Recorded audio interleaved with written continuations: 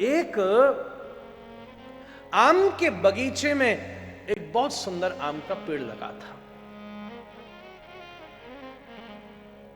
आम्रकानन हुआ करे, आप जाओ या समय हरिद्वार और बादशाह से पहले कैसे बढ़िया बढ़िया आम्रकानन है। एक बड़ा भारी आम को पेड़ है वह आम्रकानन में, ऐसे बढ़िया लदे लदे आम बा में लग रहे हैं। पर का भयो एक बार वाह वन में डोरती भई, डोर तो भयो गिद्ध आयो। वाह गिद्ध को वाह फलते कोई मतलब ना है।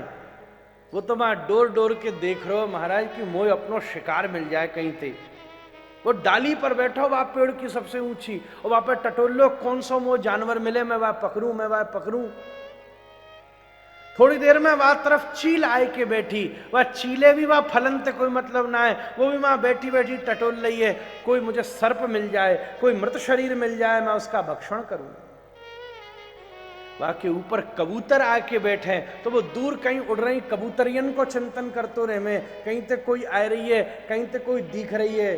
पर कभी वही समय उड़तो भयो एक तोता आयो, वो डाली पर ना बैठो, वाने उस पेड़ की दीनी परकम्मा और अपनी वनस्पति शास्त्र की विज्ञ दृष्टि से टटोल लियो कि सबसे बढ़िया फल या में कौन सो है। और वहां में जाए कि जैसे ही वाने चंचू आघात कियो तो कछुरस तो खुद ले लियो, और कछुरस बिंदु बिंदु बिंदु बिंदु करके बामे ते टपकवे लगो, जैसे किरात हूडांध्र पुलिंद पुल कसा आबीर कंका यबना खसा दया।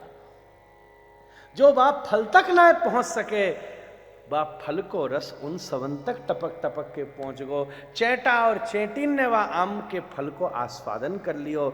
ऐसे ही ये शरीर वृक्ष की तरह है, ये बुद्धि उसकी सबसे ऊंची डाली है। इस बुद्धि की डाली के ऊपर विराजमान होकर जो अपने जीवन में केवल अपने स्वार्थों को सिद्ध करना चाहता है वो गिद्ध के समान है। जो इस डाली के ऊपर बैठ करके केवल अपनी उदर की पूर्ति करना चाहता है वो चील के समान है। जो इस ऊंची डाली के ऊपर केवल कामनी, कंचन, कलेबर और कादम्बों का निरीक्षण करता रहता है वो कबूतर के समान है। पर जो इस बुद्धि की डाली से नीचे उतर कर आत्मा में खिले हुए परमात्मा के रस का आस्वादन करता है और संसार को कराता है वो गुरुदेव सुखदेव के समान है।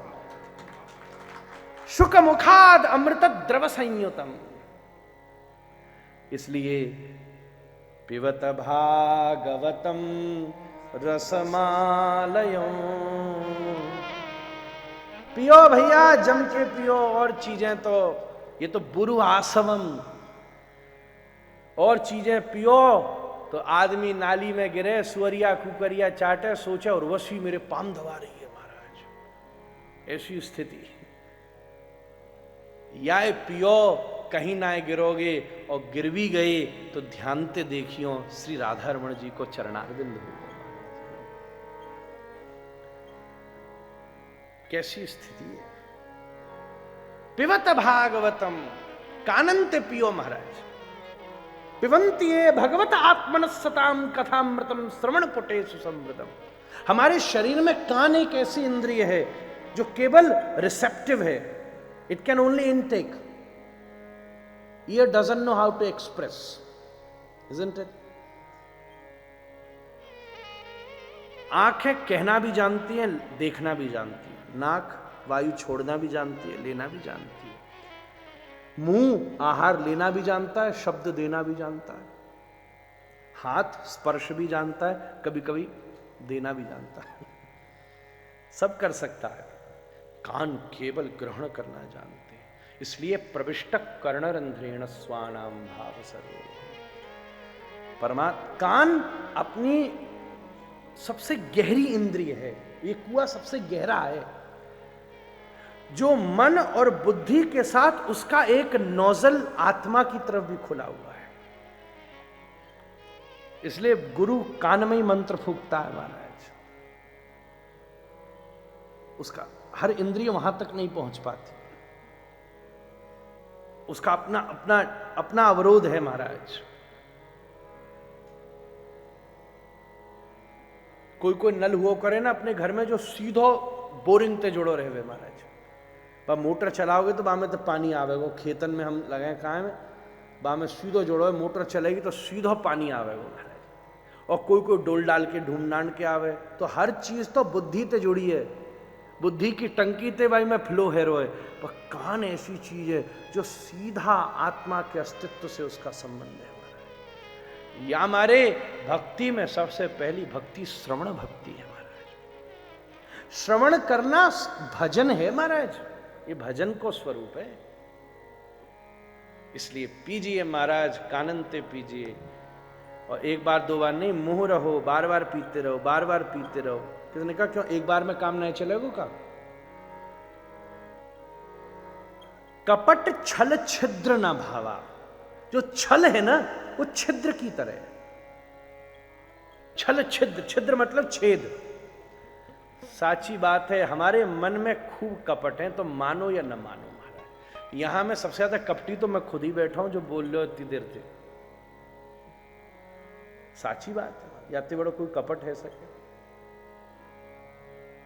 कहवे वारे अपनी कहवे वारी बात को 10% फॉलो कर लें तो उनको ही उद्धार है सके हमारा। कहनो धर्म है, इसलिए कई चीज जो अभी अभ्यास में नहीं उतरी है वो भी भागवत जी के आधार पर कहनी पड़ती है। अब कहवे को तो हम संन्यास धर्म को भी वर्णन करेंगे, क्योंकि भागवत जी में उसका वर्णन है। अभी उसका वर्णन करना हमारो धर्म है, या दृष्टि से, या दृष्टि से करना पड़ेगा महाराज, चाहे अपने अनुभव में अभी वो बात नहीं आई हो। कपट तो छिद्र की तरह है, ये मन में ऐसे छेद है महाराज। जा घड़ा में छेद होवे, भाई जमुना जी में डाल के निकालोगे तो जल निकल जाएगा। ऐसो ही हमारे साथ होवे, हम बार बार या घड़े जमुना जी में डुबो में और या में तो जल निकल जावे। बोले फिर का करो जाए? एक गोपी अड़ गई, मोह तो छेद वाले घड़े में जल भरनो ही है, भरनो ही है, भरनो ही है। संत बोलो फिर एक काम कर, या पानी में डुबा, या में जल भर, और या जमुना जी में पधरा दे। तू या बाहर निकालेगी तो या में तो जर निकल जाएगो, और अगर या जमुना जी में छोड़ देगी तो वहां में डूबो रहेगो। ऐसे ही ये छेद वाले घड़े आप कथा की नदी में छोड़ दो महाराज। मुंह रहो।